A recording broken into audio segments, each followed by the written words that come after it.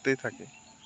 হ্যাঁ, অত বেশি পরিচর্যা বা অত বেশি খরচ নেই, কম খরচে ভালো একটা ফলন দেয় পেঁপের চাষ। বর্তমানে এই পেঁপের জিনিসটাও একটা সময় এমন ছিল যে আমাদের ক্ষেতের চারপাশে দু একটা গাছ লাগানো থাকতো, সেখান থেকে বাসার জন্য খাবার খাওয়া হতো।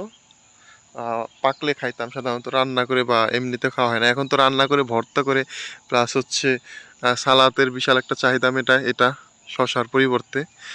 এর কারণে আসলে এখন বাণিজ্যিক চাষ শুরু হয়েছে, আর এটার মূল্যও বেশ ভালোই, কেজি দরে বিক্রি হয়। এই যে দেখুন আবার এই সাইডটাতে আছে। প্লাস আগে দেখা যেত যে এইরকম থাকতো স্বর্ণ ছাড়া, জাস্ট ইয়ের কি বলে এরকম, মানে ক্ষেতের আইল দিয়ে দু একটা গাছ লাগানো হতো বাসায় খাবার জন্য, যেটা আসলে এখন আর নেই। এখন সবাই ভালো পরিমাণ চাষ করে।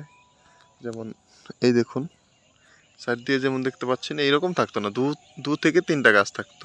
এই প্রত্যেকটা গাছে কিন্তু ভালো পরিমাণ ফলন হয়েছে পেঁপের। হ্যাঁ, দেখতে পারতেছেন, এরকম একটা গাছ থাকলে ওইটা থেকে পাকতো, সেটা খাওয়া হতো। এমনিতে রান্না করে বা সবজি আকারে খাওয়া খুব কম হতো।